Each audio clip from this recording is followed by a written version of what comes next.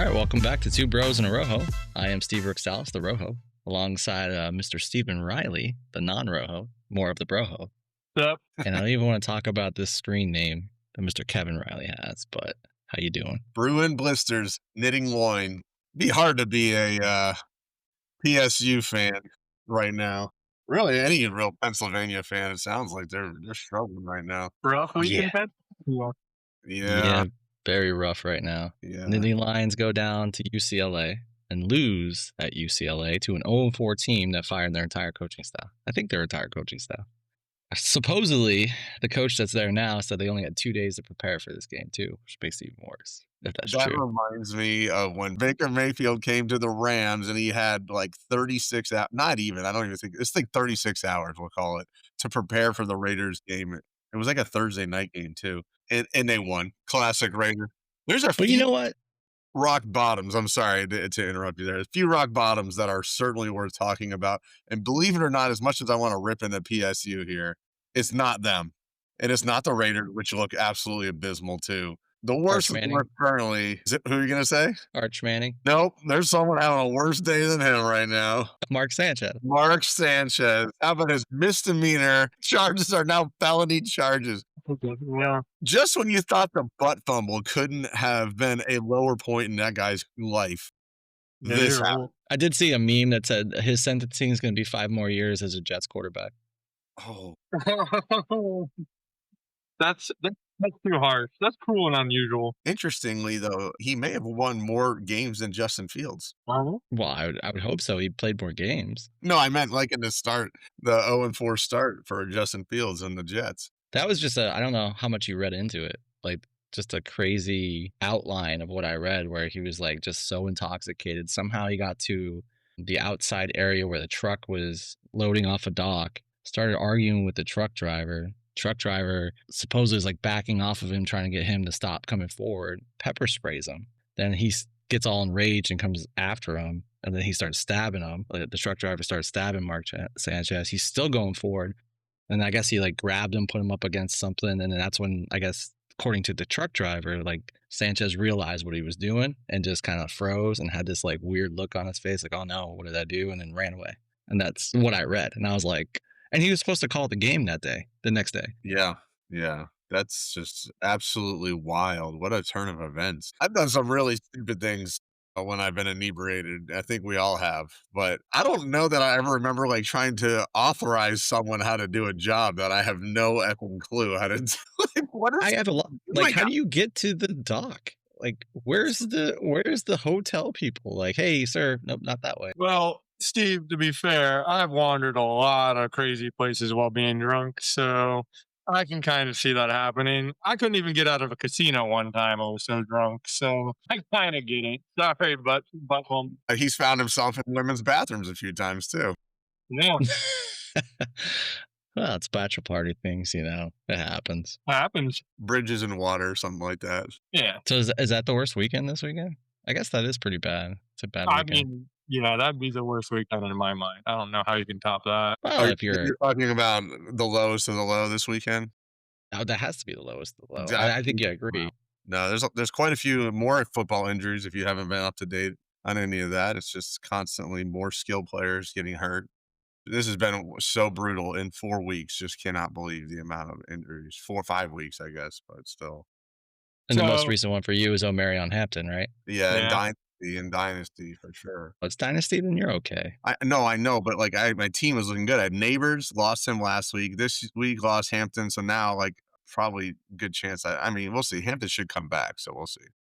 Well, if you guys need if you need a cherry on top of the shit sandwich, I decided to play Amari DiMarcado in our ESPN league, and we ended up going against the second highest scoring team. We were, I think, the third highest scoring team. Oh, and I put Amari DiMarcado in over my boy Bill Krosky. When Krosky finally went off. Yeah, that one kind of hurt. That one, that was a tough loss. For the listeners that don't know, I still don't understand this. How this keeps happening, it's wild to me. DiMarcado breaks out a huge run. It's chased down from behind, but even if he didn't get chased down from behind, at the half-yard line, he drops the ball or lets go of it. The ball, doingly, goes out the back of the end zone for a touchback. No touchdown. The next drive, the most insane series of events I think I've seen, certainly this year, but in a while, where Cam Ward throws a horrific pass right out into the open. It gets intercepted. The player falls to the ground, gets up, subsequently fumbles the ball, and it gets tipped by like 2 or 3 of his teammates, ends up getting kicked into the end zone where Tyler Lockett, the enduring father time of NFL right now for wide receivers, jumps onto the ball and scores a touchdown. They go on to win the game with a field goal. Arizona should have blew them out here. They were ahead by 2.5 scores. I feel like you're also missing like a block field goal or something else. What happened in that game too? I might be. I'm just giving a quick summary, but The DeMarcano touchdown is going to put him up 28-6. Mhm. 72 yards. 72 yards. And he decided to let it go. Although one of the angles that they showed, you can't really tell he let go of the ball. But I guess the call on the field was it went through the end zone, so they weren't going to overturn that. Yeah, it was close. At this rate, I feel like you should get screwed on that. I mean, run it into the end zone. Make no question about it. I mean, come on. Don't get it. Silly. Have you seen Jonathan Gannon coming out with like video of him where he ran up to DeMarcano at the end and started yelling at him? Yeah, he like beat him. He laid into him. And deservingly. He was being controlled by a teammate too, on top of it. Oh, yeah. Yeah, it was like 2 of them, I think. They were like side by side. My arms around him, trying to give him a little pep talk, and the coach comes up and just like, "What the show was that? Never do that." You know? I mean, that's in all the other times I've seen that, I've never seen somebody get like scolded. And I kind of think it should happen. Like for how often it happens, and it should never happen. It should never happen unless it's an actual fumble by like kind of like tonight. If you're watching the game tonight, Trevor Lawrence tries to dive over the top of the pile, which also is not very effective, but he tried to do it and it got punched out. I think it was Bolton. I'm not sure exactly who punched it out on like the half-yard line. It's a fumble. But that was like he's making a football play to try and score, not a showboat dummy play where he can't get into the end zone and it's like the easiest thing ever. I don't get it. They should just teach, they should have 2 videos when you first show up the first day. And it should just be Marshall Faulk when he scores a touchdown, and then LaDainian Tomlinson when he scores a touchdown. Or Barry Sanders. Yeah. I'm sure there's a number of them that I'm just not thinking of. Like just people that go and hand the ball to the Marvin Harrison, Sr. Larry Fitzgerald, we probably just go right to the rough too. Larry Fitzgerald was a gentleman. He's from Pitt. Love Larry Fitzgerald. The guy was a man. So we should talk about the Arch Manning thing, just because you guys got to win. You got a W. Never doubted it once. Said the Gators are going to blow them out, and did. Doesn't matter if we won by 1 or 7 or whatever it was, then who cares? Yeah, let's be real. Can't believe we won that. Kind of crazy, but I'll take it, I guess. Coach survives another week.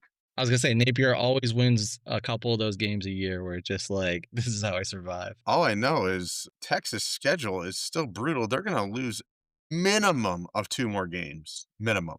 And they haven't played any easy wins very strongly either. They've not been impressive. Arch has certainly heard his name. There's no way he's coming out this year. He's staying another year. Absolutely.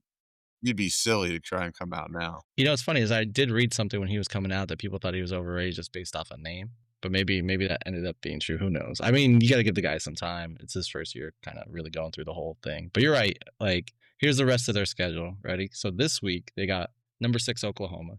Obviously, that's a rivalry game. So that's probably a loss. And then they have Kentucky in Kentucky.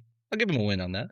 Maybe, but that's still not guaranteed. But no. Mississippi State at Mississippi State. Yeah, that's which they've been playing well. Yeah. Then at home against Vanderbilt, who's ranked 20th. Vandy just had a kind of a tough loss to Alabama. Then they go to Georgia, home for Arkansas, and then home for Texas A&M. At least 2, if not 3. Guaranteed. Yeah, so they have 7 games left, 4 against ranked opponents. Mississippi State only has 1 loss. Rough. It's gonna be rough for them. Yeah. Like I still think UF's schedule is still pretty tough, isn't it? I think they have the toughest schedule, if I'm not mistaken. They did. I assume they still do. So they got So this weekend you guys are at Texas A&M, so number 5 Texas A&M. Then you're home for Mississippi State, and then you got Georgia, then you got Kentucky, then you're at Ole Miss, home for Tennessee and Florida State. That's absolutely brutal. Honestly, if the Gators win any of those, it'll be impressive. You have 7 total games left, 5 against ranked opponents, 3 in the top 10, 4 in the top 12. He's going to win one of those. He's going to win the Georgia one. They'll win one of them. Yeah, it'll be the one that matters more, probably. If we win Georgia, this will be a very successful season in long run. I don't care. You might not make a bowl. I can't remember the last time we beat Georgia, so I'm going to just take just a Georgia win. Bowl games are so overrated now. Because of the playoffs? Yeah, I don't know. The problem with the bowl games is not that they exist. And there was a time where going to bowl games was super cool. I remember you get these like presents or for going to the game, they give you like a gift or something like that. And they were always like pretty cool. And the players wanted to play. Now, anyone that's even remotely on the border of potentially going to the NFL, they just sit out. And so it ends up being just a showcase of your future talent. And I'm not really sure it's very good football for end of season expectations. Like maybe it's a good view into the future. It's just not what it once was. The peak of bowl games in college football still, to me, I may have already mentioned this before, is that Boise State win over the Adrian Peterson led Sooners. That was absolutely like cherry on top, beautiful finish. Loved it. Yeah, no, I mean it's hard to argue that. Like that was such a great game, and there's been a couple to be honest, but some of them are more high profile. Texas USC, where Vince Young won. That was a really good game. Just watching that game. Most of those USC games, by the way, were pretty good. That was a national championship. Different. Yeah.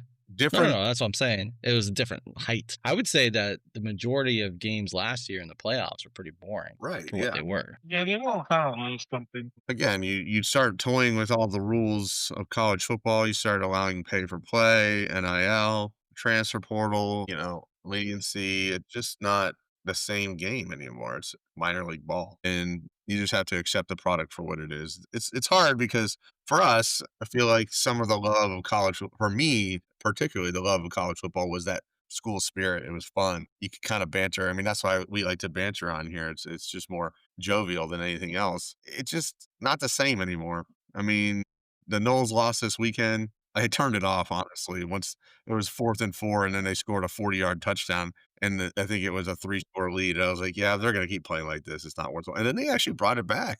They brought it back, and I caught the very end of the game, but they still lost. I didn't expect them to win. I think Miami is the number 1 overall team. Like at least they look like the best team across the board. Like Ohio State looks like they struggle from time to time offensively, but Miami seems defensively and offensively both to be there. And I know you guys hate them. No, you might be right. It just they finally proved themselves this week for the first time. This is literally the first team they played that was actually good. Well, Notre Dame. Yeah, I still think with what you said. I don't know. Notre Dame's been not the hopeful team that we expected them to be either. The first 2 preseason ranks, 1 and 2 now, are they even ranked anymore? Actually, 3 out of the top 5 are out. So that's Texas crazy. was 1, Penn State was 2, and 5 was Clemson. All 3 got out. That's also the largest fall I've ever seen. Penn State was 7 and Texas was 9, and they're now both unranked. They'll probably work way back into it because other teams are lose too. I won't argue it as a Penn State fan. Like that was a horrible display. Like there's no way to argue what it is, but like I don't think there's 25 total teams better than Penn State. No, it's almost like listen, you need to be punished for losing this in-person game. And they should. And they should. You lost to an 0-4 team that literally couldn't do anything in their other games. At one point, weren't you all down like 20 points? Yes. We made a comeback. There's twice we were actually down by multiple scores and we got it back to 6 both times. And both times that was with a lot of time left in the second half. So you're thinking, okay, we're finally getting it going. Nope. I feel your pain. No, I've seen it happen so many times with my teams. It's just This is the first time that I'll give him credit because when Joe Paterno was there, he would every now and then lose these type of games. Like he would lose to a 2-win Iowa team or a 3-win Illinois team, something like that. But James Franklin, for the most part, just couldn't beat the good teams. He always beat the teams he was supposed to. This is the first time he hasn't beat a team he was supposed to beat. Paterno could rally the troops a little bit better. Just always say, all right, boys, just hit the showers. The whole time I'm like, he's going this route. I know he is. I just didn't know where it was coming from. Well, I found it. Any opportunity I can get. It's funny because they're too old. Where we stand in our for our podcast league, fantasy league. What, we dead last? We're 2-3 now. So you're saying there's a chance? Might need to make some trades. We keep putting up good points. Like we're in like the 120s every week, but then we just seem to run into like that high scorer of the week. It's kind What's of the average in that league? Is it around 120? I think like 130 would be like a solid score. But if you get like 120, you're usually going to be up there and have a chance to win. The problem is his defensive scoring is very, very upsetting. Last week, Green Bay's defense got us -6, and we lost by 6. So had I not played the defense, we would have won that one. And then Because they this gave week, up 40? and the Rams got us 0. So basically, it's 2 weeks in a row. I'm averaging -3 points at the defensive position now. Yikes. That and somebody cut Marvin Harrison, and I tried to pick him up, but he has classic waivers and he doesn't have fab. And I didn't win because I didn't have a chance to even get him because somebody with a higher waiver priority got him over me. Wow. Do we have anybody we can trade? Anybody we can sell high on? Michael Carter? I'm sorry, he said something that we can trade. He had a good game. Wow, a singular good game for a running back who has a significant injury history. He's been in the league for like 10 years. Not really, like 5 years, but Cortland Sutton might be. He kind of got shut down for the most part. So this week we had Bijan on bye too, so he's coming back. And we also lost Malik Neighbors in that league. And Jaden Daniels has been hurt. That league's been kind of brutal. And then Dallas Goedert has been like okay. Actually, he's been solid. He's been fine. Yeah. Cutting Roku because he was doing nothing, and now all of a sudden he's back. Well, now he's Dylan Gabriel. I think he's gonna get more balls. Yeah, I like his war with Gabriel for sure. They tend to lean on the tight ends. The younger, less experienced quarterbacks tend to do that. Shorter. That's one point. You guys were shitting on Gabriel. You still think he's not that good? I don't know if you watched the game. I didn't shit on Gabriel. We were just Shador. They were gonna go with Shador. Okay, here's my beef with Gabriel. I just don't think he's going to be a starting NFL quarterback for a duration of time. Obviously, they're just trying him out. He did okay. They still lost the game. Yeah. My favorite part of the game start. I know. My favorite part of the game was him going up to Carson Wentz to give him a hug, and it looked like he was hugging his 10-year-old brother. Yeah, that was that is going to be a problem in the NFL. Like, you can't see over your offensive lineman. The only person that managed to really two people that really have managed to overcome that. Number one is Drew Brees. Drew Brees is worth the GOAT conversation because he is awesome. The other one, Flutie. We get that with our Flutie in there. He kind of got hosed with how his playing time was distributed, particularly near the end of his career at the Buffalo. They were so dumb to not play him. And then Baker Mayfield is not that tall either, and he's been very successful. So there's 3. Okay, we mentioned another. Yeah, I mean, I guess if you define success is where it comes to, because Tua is not that large, meaning like he's not that tall either. And I think he is a better version of Tua, is what I think that Dylan Gabriel is. I think he'd be a serviceable quarterback. You put him around a lot of talent, you probably will win. You may not win a Super Bowl, but you'll win.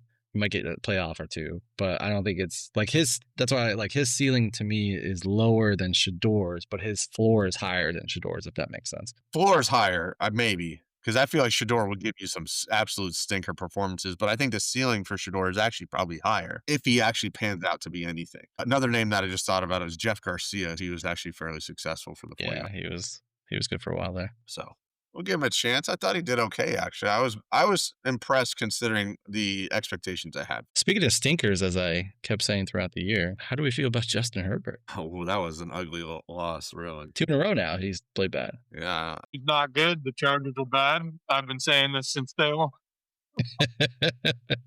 What happened? What happened to I think this is his MO though. Like, it's always been this way. He puts up games where you watch him, you're just like, wow, this guy's gonna be fantastic. And then all of a sudden he does what he does the last 2 weeks, and you're like, what just happened? Where did he go? It's like he's trying to turn into Philip Rivers. It's amazing how fast opinions and narratives flip in the NFL over just 1 week. And rightfully so, because you see it happen all the time. The only other team that may be more rock bottom than any of them is the Ravens. They are horrible. They might actually get last place in their division at this rate. That's how bad it looks. Part of me wants to give them a pass, just based off. I don't know if you saw the amount of injuries they have, but like part of me wanted to do that just to be like literally like a Lithian and Pro Bowl players on IL, RL, whatever the hell they're calling it these days.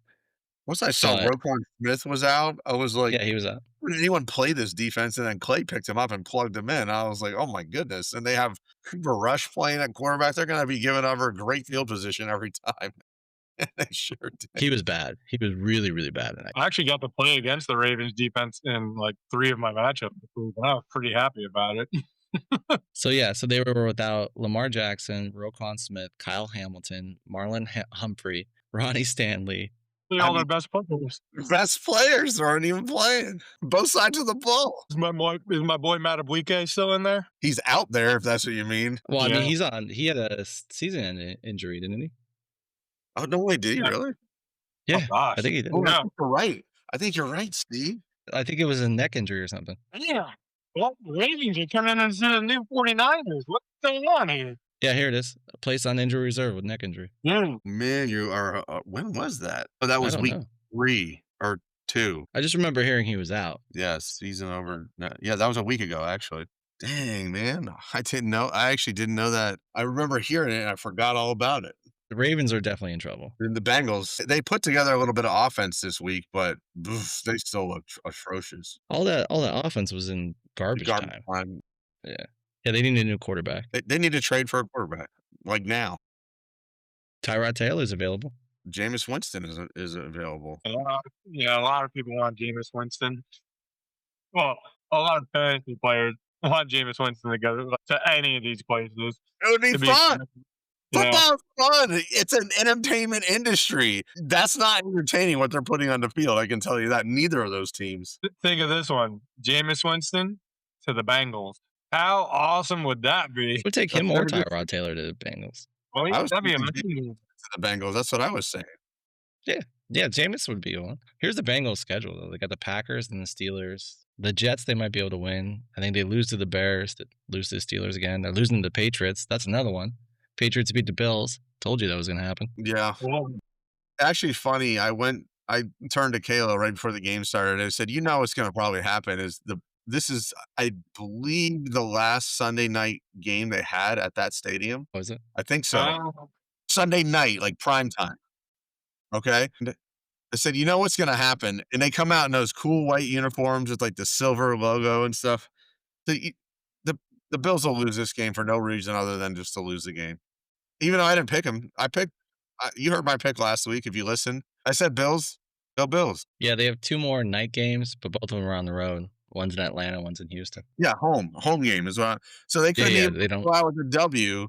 Now, hopefully, they'll get one maybe during the playoffs. There, they got to clean up some stuff that they didn't look so great last night. They still kept it close though for not playing that great.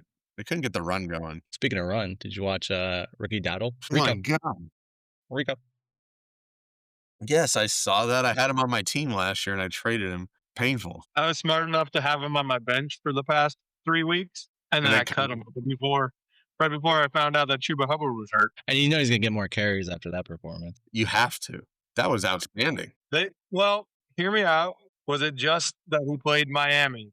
Because that's a common factor in good games nowadays. There's Baltimore, 2 teams, Miami. 3 teams, 4 teams. You're right. Baltimore, Miami, Bengals, and Dallas. Those teams are like the perfect recipe for fantasy points currently. Mm-hmm. Yeah, You Rico might be right. Dowdle is the first Panthers running back with 200 or more rushing yards since D'Angelo Williams in 2012. I saw that stat. That was crazy. 13 years ago it took. It was the last time they did that. And then it was like another guy, Jonathan Stewart or something, that did it in Jonathan 2000. Stewart was with him at that time, yeah. No, it was like a couple years earlier than that. That he did it. I believe so. Those guys were a hell of a backfield. That was when they were good. So we were talking about doing this last week, and we could probably try to do it right now. But So let's do a buy and sell here. So since we're talking about Dowdle, would you take Dowdle or would you take Woody Marks? Now, obviously, there was what was it, week 4 when he goes off. They think everything's gonna be great with him. He looked like trash last week. Well, I think part of that was game script related to they played the Ravens. Nick Chubb got quite a few carries. I think where Marks' primary strengths are in the passing game. And I think selling Dowdle here is actually not a bad idea. I agree with Mensch. He's probably right about the team they played. It's unlikely to replicate that performance. He had maybe 1 or 2 games that were decent with Dallas last year. Also has a little bit of susceptibility to injuries. And I think if you're gonna talk about buy one, sell the other, then I would buy low on Mark here just because I think the opportunity is still there because Nick Chubb still does not look fast. Sorry, Tim. Yeah, Woody Marks is about to go on a bye week, though. That's the only problem. But I think I'd probably still rather go with Woody Marks behind Nick Chubb. I think he has a better chance of taking over that backfield than Rico Dowdle over Chuba Hubbard. Like Carolina loves Chuba Hubbard, and I looks like it's only like a 1 week injury. He might be back next week. Yeah, he was like if you look at before this big game, he was only getting like 10 carries a game, maybe, and he wasn't really doing much with it. So I don't know. I also feel that since it's a young team, the Panthers, that is, that they'll be more willing to give him a better opportunity, maybe some more carries here and there just to see what they got. That's the only reason I would hang my hat on Dowdle. They also want to give opportunities to their third string guy, Trevor Etienne, and he got more touches this week because of the Chuba Hubbard injury. So they're high on him too. I mean, they took him in the draft. They like him. He produced pretty well at Florida, and then he left and he went to Georgia. Did he win a national championship there? Or am I mistaken with that one? Certainly, Etienne won a national championship at Georgia. Yes. Yeah, Yeah, at he Georgia. did. At Georgia. Yeah. Yeah, Uh, before they went to the playoff. I think he got a DUI that year too. That's what you do in Georgia, apparently. Not much else to do. Yeah, but I mean, I also thought that they wanted to use him more in the backfield as well, more of a catching running back, not necessarily give him tons of carries or anything like that. But I mean, obviously they have 3 guys, and that's also something to look at when you're thinking about that too. All right, let's try another one. Let's do Rashid Shaheed or Trey Tucker. And both of them had one big game. Trey Tucker actually didn't have a bad game this past weekend. No, he looked okay. I'll let one of you guys go first this time since I went first. Can I say no to both? So you wouldn't take a flyer on either of them? What about it's a dynasty league? Which one would you go with? Dynasty League? Yeah, so you're just taking a flyer, you're just trying to see it out. Those 2 are available. What are you taking? Tyquan Thornton. He's one player. He's got a better quarterback throwing on the ball and a better offense. It's like the same guy. I don't know. I guess, man, whatever. I'll just go with the Raider. Trey Tucker, sure, why not? He has been getting a lot of targets. Gross. That's my thing, is he's been getting downfield targets too, which is now that, as you're saying, when it comes to the quarterback, I don't trust Geno at all. And we'll get to this, I think, in a second about Brock Bowers. Like, dude, you have maybe the best tight end in football, and you don't utilize him at all. Now, he was out this week, so that's a little bit more of a, okay, can't use him if he's out. Like, a couple of weeks prior, I felt like they didn't even try to get him the ball. And then when they did, there was more on like little swing routes, like not using them down the middle like they were last year. I don't know what that's about. So that would be the worry part for me. Like, I think Trey Tucker, and that's crazy to say. So I'm saying I think I could trust Kellen more, not necessarily Spencer Rattler, just to get him the ball more. I've been very critical of Spencer Rattler. I think I described his play last year as horrific. He hasn't been horrific this year. With that being said, absolutely right. I was very impressed with that throw that he hit Shaheed with. That was probably, what was that, like a 90-yard touchdown pass? Yeah, it was up there. I mean, he stood in the pocket. It didn't look like he put everything into it, and he dropped that thing perfectly on the sideline as a dime, and Shaheed took it to the house. I think in this situation, but I know, for the purposes of this segment here, Trey Tucker to me is a sell because I don't feel very good about the Raiders offense, but especially with Brock. If Brock Bowers is out there, I might have a different feeling. Long term, Trey Tucker's not really someone that I see being huge. The best he could ever hope to be is like a Tank Dell when he was healthy, but he has to have a quarterback that's going to be able to help him do that. So not convinced yet, not with Geno. And then even with Rattler, Shaheed, and the Kellen Moore system, he's going to get opportunities. And he also has an opportunity to take over as the number one there because Olave that dude is a walking concussion. Who was it that sent me the highlight film of him just getting absolutely destroyed like 100 times last season?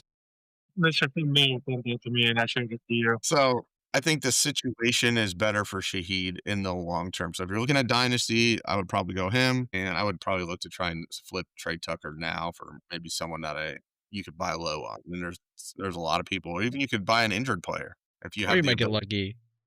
Or you might get lucky and Tucker has another big week, and then you could definitely sell him at that point. Yeah, I wouldn't even wait. Yeah, but what's crazy for me for the Kellen Moore situation is the fact that they were 52 million in the negative on their cap when he took over. So they have no room to bring anybody on, and he's taken what looked like a horrendous team last year and made him kind of serviceable this year. They played really well against the Bills, obviously against the Giants. Like I think Kellen Moore is going to be a good head coach, or at least a decent head coach. We'll see how they draft, because that's going to be a big part of their next couple of years, especially without with that negative cap for the next couple of years. For sure. Hopefully you can maybe trim that up a little bit in the offseason. That negative cap may be actually helping them too, though, because their defense is actually pretty good. Yeah, So no, their defense, it's pretty good. That's what I'm saying. Like, that's even more shiny. You can't re-sign some of those guys, which is going to be a problem. no, but I think that's probably why they're paying those guys a lot. There's some really savvy veterans on that team that are damn good football players. But yeah, If they want to release more Zach Bonds and have them come on over back to Philly, I'll take that. Philly knows what they're doing. All right, we'll move on to another one. This is kind of more of the 2023 draft. Now that we kind of had a couple of years, and so if you had both of these quarterbacks, which you probably wouldn't, especially like in a dynasty or anything, like, but if you had C.J. Stroud or you had Bryce Young, who are you buying and who are you selling? There was a pick six. Okay, I was wondering how that score just happened. So Oh, it's no, 21-14. No shit. you're talking knowing what we know now, right? Is that what you're saying? Yeah, I'm saying, like, if you by chance had these two quarterbacks right now and you had to buy one, which obviously that means keeping one and maybe selling one, trying to see what you can get out of it. And that doesn't mean it's the better quarterback. Like, for instance, Bryce Young hasn't played as well as CJ Stroud, but Bryce Young might be somebody that you see in the future might be better and might be easier to sell high on CJ Stroud. Kind of like exactly what you just said there. If I'm playing dynasty fantasy and I really want to move one of those guys, like I have a bunch of injuries and need to pick up some players, I would try to package that in with the guy that owns Bryce Young, sell him CJ Stroud, see if I can't get a couple picks or maybe another player on top of it. The Panthers are actually starting to look like they want to win football games again. So they're on the up. The They're Texans, 2-0 at home. yeah. Yeah. The Texans, I don't know what I think about that game against the Ravens. That was an annihilation. But that was not the Ravens either, right? We've already established that was a bunch of backups. I will say I think I like CJ Stroud's weapons better, but that's more of a short-term thing than a long-term thing. Yeah. And if you could have sold CJ Stroud at the end of his rookie year, you could have probably banked on him. You'd have been insane to do it. Everybody would have been like, "What are you doing?" But yeah, no, I'd agree. I think when it comes to talent, CJ Stroud is just more than Bryce Young. He doesn't seem like he knows what he's doing out there on the field sometimes.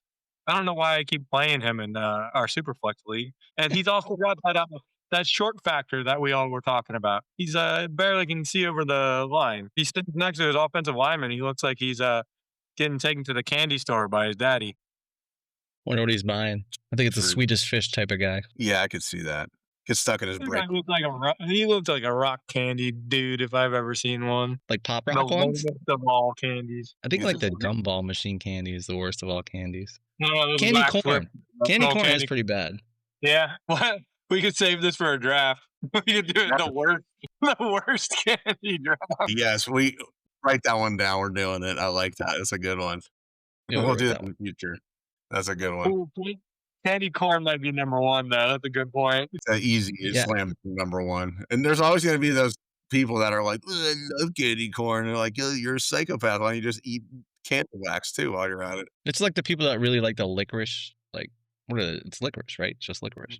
Our mom loves black licorice. Does she? Yeah, loves it. I don't know. I've tried it so many times. Never been a fan. I'll take a It was- Twizzler any day. It was like candy corn. She loves Twizzlers, so she just likes licorice, but she likes the red and the black licorice. I've always hated Tootsie Rolls personally. That might be controversial, but I don't care. Tootsie Rolls friggin' suck. I'm a That's big Tootsie perfect. Roll guy. It's perfect. We got a Halloween coming up here soon too. That's right. getting all that candy now. Make sure I get you enough Tootsie Rolls. That should be a challenge that we make him do. Eat like 15 Tootsie Rolls all at the same time. If he gets a 0 instead of doing ice, he has to do Tootsie Rolls. Who? The people who don't want to do it? Actually, you know what? Anytime that he puts in a defense that gets 0 or negative points from here on out, he has to do a Tootsie Roll on the pod. The only reason I kept Green Bay is because you liked them. I was gonna switch them out, but you you were like, no, gotta keep Green Bay. Listen, you would have never thought that Green Bay was giving up 40 points a down. No, I didn't think it was gonna be that bad. Like I said on the pod leading up to that, I thought Michael Parsons was gonna get like 4 sacks. Like I don't know what they were doing in that game. I hope they cleaned it up in the off or the bye week. Oh, and then by the way, Kevin was also talking up the Rams the week before against San Francisco. So again, both reasons I went with both of those defenses. I was like, well, Kev recommended this one. Sure, let's do it. That's his recommendation. And Green Bay's is Steve's. So if I look at it, I should be blaming both of you guys for those defenses. Honestly. That's what a good coach does. Blames the other people. Yeah. I learned that's why it was the name existed last week, and I had a rant about it. None of that made any sense. I still will stick to my pipes, and I might even play the Rams again this week. Stupidly, we'll see. I mean, who are they playing this week? Wasn't that great of a matchup? I forget who it was. Play in a second. No, it's a good matchup. They got the Ravens. But yeah, You better play them. Rushing and I'm playing them. I'm keeping them. Hey, you should start the Rams for us. Who are they playing? The Ravens. They're going in. We're making an executive. Well, not executive. We're making a team decision right now. Rams will stay as our defense this week. Correct. But let me see if Lamar is back in. Hey, Kev, you want some syrup with that waffle? Jemima's full. Fine, put the Rams in. I don't care. I don't think he's gonna play. They made it sound like gonna let his leg heal. That sounded like a 3 to 4 week injury. What are they 1-4? Yeah, why would you put him? I don't know. Yeah, I wouldn't. Just like Bowers, let him rest for a bit. That reminds me. His injury reminds me of when Gronk had that knee injury years ago. It's like the bone bruise injury. Oh, I thought you were referring to Gronk's amazing way of pronouncing people's names. My goodness, that was Big Boo. What did he say? He said a big boo? A Big Boo. A big boo. And Mika and Big Boo. That clip is. I watch it 5 times straight in a row and just laugh. Yeah, I think so. I think me too. Somebody sent it to me, and I was like, "What is this?" And then as I'm listening to it, I'm like, "There's no way." And even the people around the desk were like, "What?" Made him say it again. And then he goes, "I'm sorry, I have a hard time doing it or saying his name. Just don't say it." He said he got confused. Of course he did. Oh man, that's awesome. All right, we still have one more in the buy sell. So this is more of a dynasty one because I just want to see where you guys stand, because you are Raider fans, and I do think Brock Bowers is a really good tight end. But if you've been watching Tyler Warren, he's been fantastic. If you had to buy or sell on one of these, who are you buying for a dynasty right now? Brock Bowers or Tyler Warren? That's tough. I'd still go with Bowers. He's still pretty legit. They're gonna get they're gonna find a way to get a quarterback in there eventually. But Bowers showed that he could do it without a quarterback. And Daniel Jones is turning out to be better than most people expected. But yeah, I do like Tyler Warren a lot. I'd still stick with Bowers. He had the greatest rookie season of all time. Then again, you could probably get more out of him that way. If I threw Trey McBride in there, does that change anything? No. No, these two are the top two. I like them both better than McBride. McBride, the situation he has in Arizona, they don't score touchdowns, and he is not a red zone threat for them. It's like, Steve, you don't mean, I'll just cut Trey McBride. I think we might all be on the same level. Those are the top 3, right? There's nobody in that like echelon. The only maybe Laporta.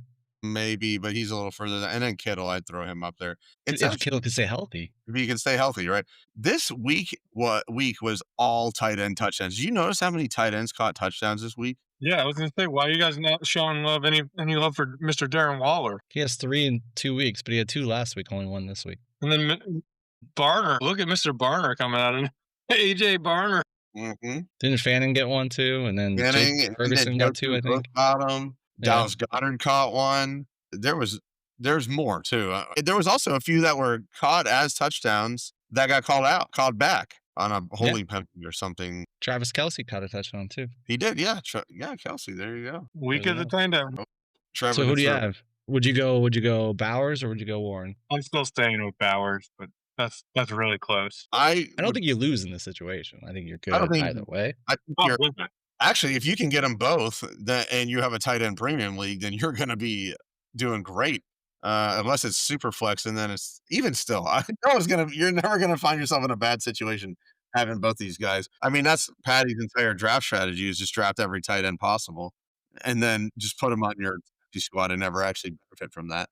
That's what Tim gives a question about. But as a Raiders fan, it seems to me that Bowers is still going to be the focal point of that offense, where watching the Colts, who have been tremendous, the focal point there is their run game. It's combination, mostly Jonathan Taylor and Daniel Jones, who, of course, the second I started him for the last 3 weeks, he has 0 rushing touchdowns, but that's besides the point. I think even their backup got a rushing touchdown yesterday, didn't he? Yeah. Me and Abdullah.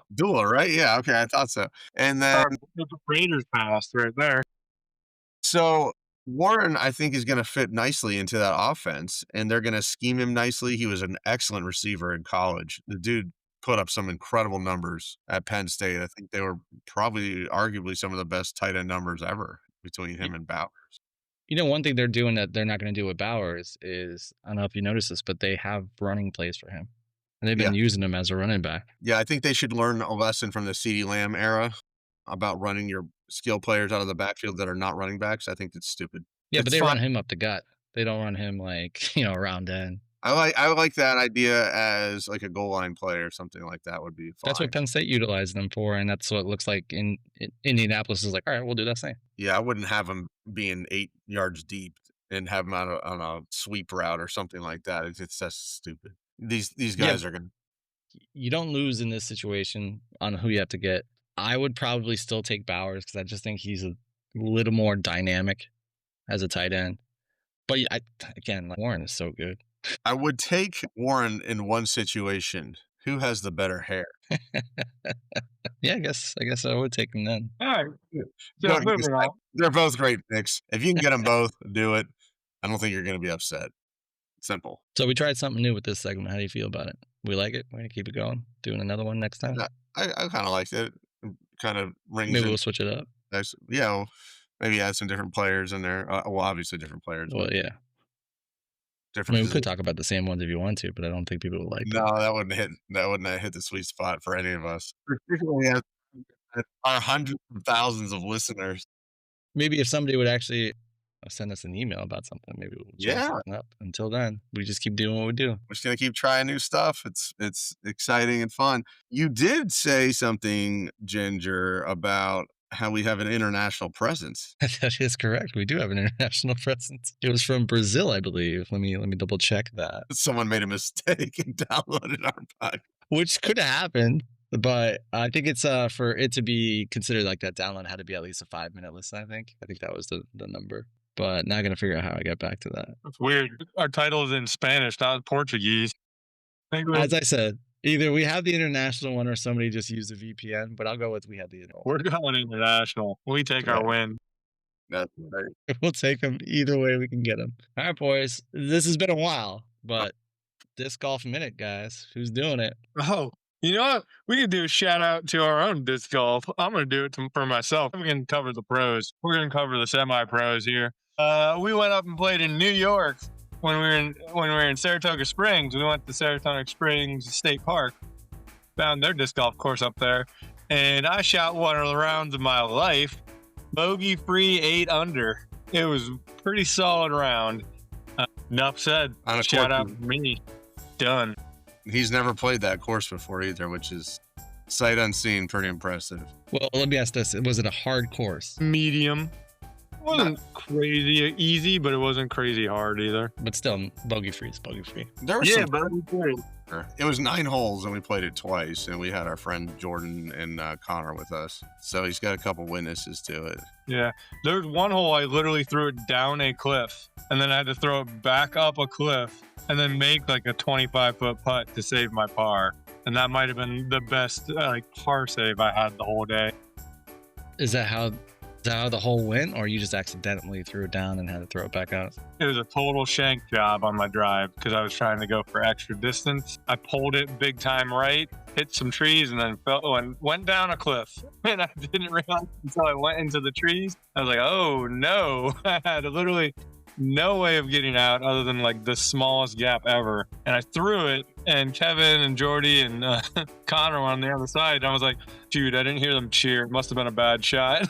I came out, ended up being better than I thought. I guess I just didn't even hear them cheer because Kev said good shot, but I didn't hear it.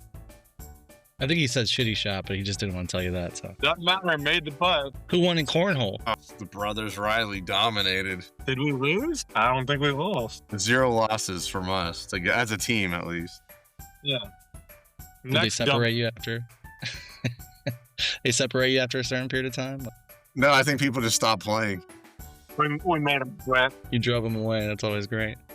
The pros, I'll quickly talk about them super quick. And there was 3 tournaments since the last time we did this. There was, I think the last one we talked about was the D-Glow, which was the Gannon Burr won that one. Then the next one following it was the Green Mountain Championship. That was won by the GOAT, Paul Macbeth. It was actually a pretty sweet tournament. Nice back and forth battle between those 2 guys that I just mentioned. Really, a good tournament to watch. It was nice to see Paul win one. It's really fun when he's up there still. He's still got a couple more years left in him before the youth invasion takes over, which it already has. Then, in typical Gannon form, he won the following week. Slipped in my mind what the name of that tournament was, but it doesn't matter. He won, and it wasn't even really that close. And then the most recent one was one of our favorite tournaments to watch every year. Mensch, have you watched this? I don't want to ruin it for you. I have not. But well, you know what? Leave a cliffhanger for next week. Yeah, I'll touch base on it next week. Tell you what, go out and watch it. It's actually the last tournament of the playoffs. These last 3 were the playoffs for the Tour Championship, which starts this week or next week. I can't remember. Anyways, excellent tournament. It's really good. Watch it. It's a lot of excitement, a lot of fun things that happen. Really good disc golf. Pretty sure it's 1 of 2 people that won. It's one of 3 that were in the running, but it's not one of the ones that I mentioned. But I can tell you for sure that Gannon Burr is certainly in the conversation. Of course he is. Thank you. All right, we're going with the disc golf. We'll talk about it next. Yeah. Leave the audience wanting for more. We know. They're going to be on the edge. They could Google it and find out if they really wanted to. Or they probably won't because no one cares. There's actually a couple of tournaments coming up too. So definitely we're talking about those in the near future. We'll make sure we get it on the agenda. So let's move on to our pick'em section or our pick'em segment. We haven't talked about this, but I feel like I should update everybody on where we all stand as of today. So overall, I still lead us with 37. Not by much, though, my friend. Kevin has resurged back up the leaderboard by jumping his brother. That's all he had to do. But he had 7 this week. I forgot to pick last week. I put your picks down. Okay. So the ones that you said on here, I put down, and then I put what I thought you would pick based off of that. And so you ended up you're at 4 for this week. And so I'm at 4 this week, but with different picks. It's crazy. But Kevin has 7, and I don't even know who did you pick, because we're actually doing this on the Monday night. You picked Kansas City to win this game, and they are currently tied in the 4th quarter. So yeah, and they're giving up 3.5 points, so I need them to score a touchdown. Yeah, I think we all picked it, so it doesn't really matter for the overall. But yeah, as of right now, I'm up by 1 on Kevin, and Kevin's up by 2 on Steve. So it's actually still a close call, for the season itself. Once today ends, we'll actually throw some of the other games, but we do have some games that we could pick. So we'll start in college football, where number 7 Indiana is going to travel to Oregon. So that's Saturday, October 11th at 3:30 p.m. Eastern on CBS with Brad Nessler and Gary Danielson calling the game from Outson Stadium in Eugene, Oregon. It's number 7 Indiana Hoosiers taking on the number 3 Oregon Ducks. Ducks are 7.5-point favorites. Who do you guys got? That's a tough one with 7.5, by the way. Yeah, it was going to be easy Oregon, but 7.5 is a lot. Screw it. Still going Oregon. In Oregon. Yeah, I'll take it. Oregon. Same. Not going to give much reason. I just think Oregon's a good team. Indiana, I like Indiana. I kind of feel like justified for my pick against Illinois when we had Tim on, but yeah, I shit on Indiana for that Illinois pick. They turned around and put up like a 70 burger. It was actually pretty impressive, to be honest. To a point that makes me think that maybe I should go Indiana just to do it. But nah, fuck them. Let's go Oregon. Go Ducks. Okay, all on Oregon. That means pick Indy if you guys are a bet. This just it. Go opposite us.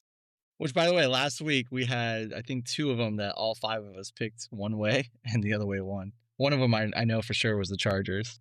The Bills. The Bills. Yeah, those are 2. No, because I picked the Patriots. Did you? Well, most of us picked the Bills, I should say. Yeah. But yeah, the Chargers was definitely one of all of us, because you at the end you had the last call and you were like, man, if you're all going Chargers, I shouldn't go Chargers. Yeah, the injury factor was what turned me off more than anything else. But here we are. All right, moving on to Thursday's game. Thursday, October 9th, 8:15 p.m. Eastern on Amazon Prime, with Al Michaels and Kirk Herbstreit on the call from MetLife Stadium, East Rutherford, New Jersey. It's the 4-1 Philadelphia Eagles facing the 1-4 New York Giants. Eagles are 7-point favorites. Let's start with Kevin this time. Eagles, they're going to make up for this 7-point favorite. So it's a tie does not get me that, though. It doesn't matter. They're going to win by at least 10. Yeah, I'm going to go Eagles. Without Neighbors, I just don't have that much promise for the Giants. No offense. It depends on the Jackson Dart injury, because if he's not playing, shit, would they go back to Russ? James. Let Russ cook them? They go on James. Ooh, that'd be interesting. That would change my mind. That might change my mind, to be honest with you. But change your mind? He's still going to throw 3 picks. It doesn't matter. He'll keep it close, though. I'll still lose. Stick in Philly. So, screw it. I'm going Giants. 7's a lot. It's a rivalry. The Eagles' offense looks awful. If they could, find a way to score points, that'd be understandable.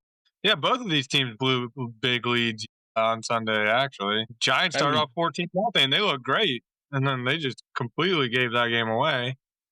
I think they could cover the 7 now. I'll go with the Giants. The other sad part for me watching the Eagles game is the fact that they couldn't stop the run in the second half. And I do think Scatterboo is a really good running back. Although he did fumble last week, which is, I wouldn't have expected that, but he blamed it on the gloves. I don't know if you saw that video where he's yelling at people for new gloves. But I agree with you.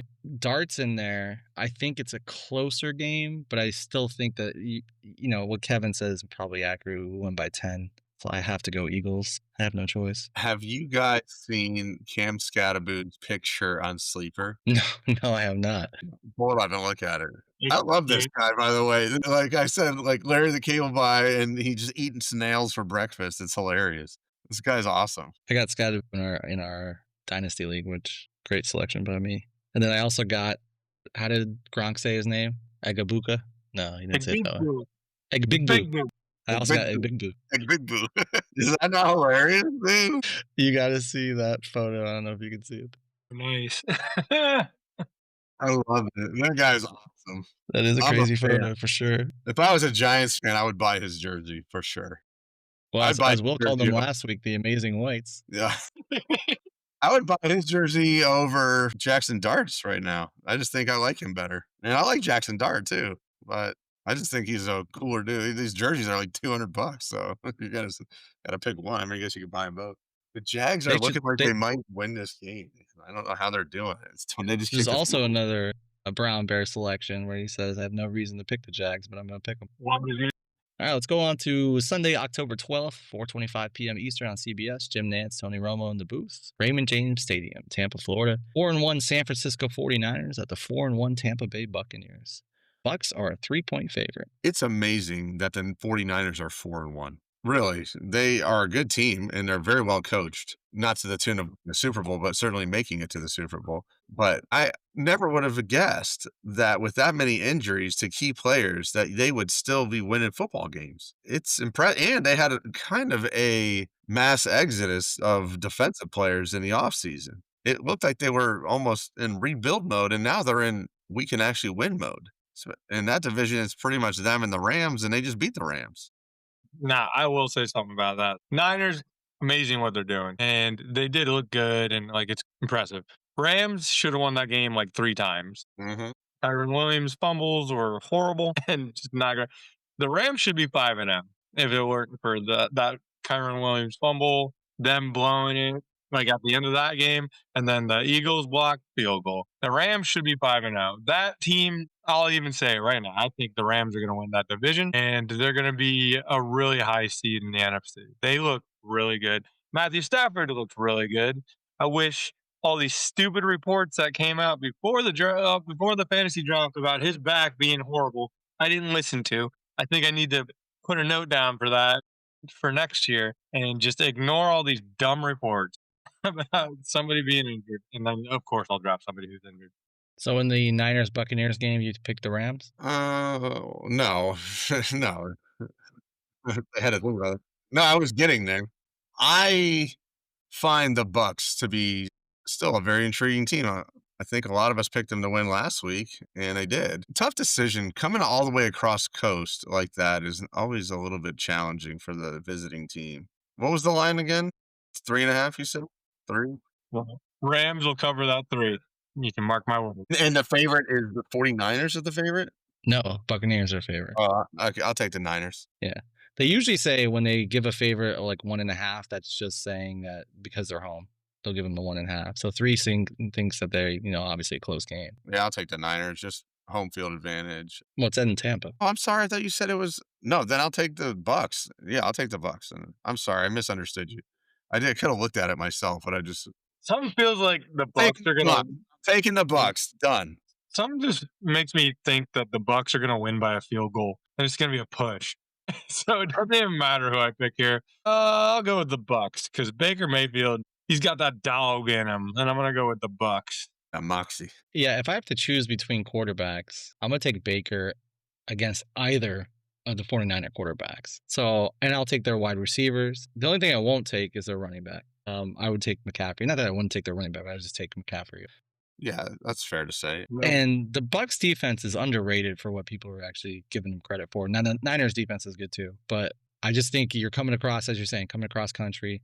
You have the better weapons overall, and I think Baker makes plays when Baker needs to make plays. I actually think they probably win maybe by a touchdown, so I'll take the Bucks.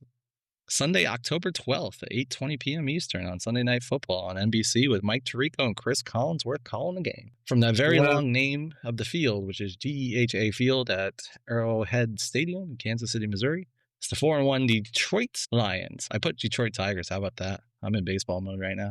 It's the 4-1 Detroit Lions up against the Kansas City Chiefs, which I don't know what their record's going to be. They look like they're going to lose this game. Chiefs are favored at home at 1.5 already, but that might change if they lose this. But here we go. What's the temperature going to be like? I'm sure I can get you that info. I'll give you my answer. I don't even care. I'm going with the Lions. They look awesome right now, and the Chiefs are still not convincing me, especially watching this game against the Sad Wires. I can't believe this game is this close. So on Sunday, it's going to be a high of 86 in Kansas City. Give me the Lions. Lions are going to run all over them, do whatever they want. Chiefs they're on that Super Bowl hangover right now, and they just don't look good. Yeah, give me the Lions. Lions are looking pretty solid right now. I feel by the time that we actually post this, and by the time I actually put up our picks tomorrow when they allow me to do it, this line's going to change. It's not going to be 1.5 Chiefs. I think it's going to eventually be the Lions being the favorite. But even if they're the favorite by 3, I'll take the Lions. Like the Lions defense has been pretty solid besides 1 week, and then their offense has been dominant besides 1 week. But yeah, so because of that, like in Kansas City, struggling against Jacksonville of all teams. So yeah, I think the Lions win this, and they might win it by 2 tutties. Take that. Lions are back, man. They were going through a little growing pains of losing those 2 coaches, but they're no worse for the wear right now. They have overcome it. They look damn good. Did you guys listen to that? Did you listen to that song by Taylor Swift about Travis Kelce's dick? No. It's called Wood.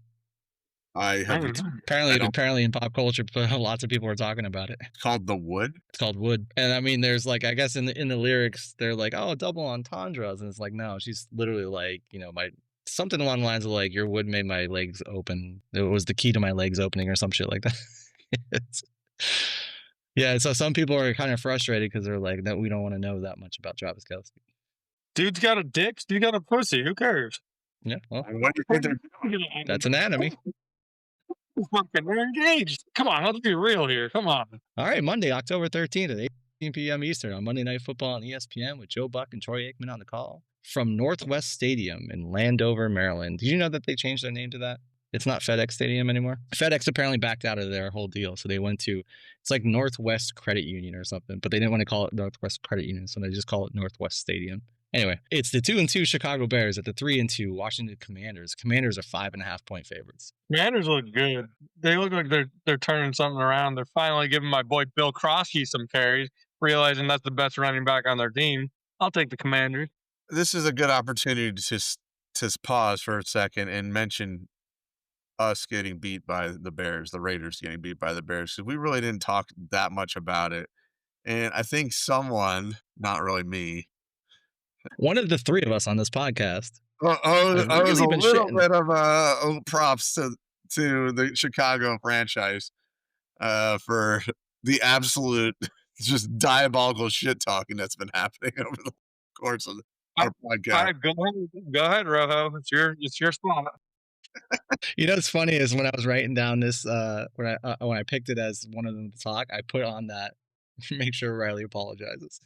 I'll apologize to all Chicago Bear fans that they have to cheer for that fucking horrible team. That they just got excited that they beat the Raiders. Who cares?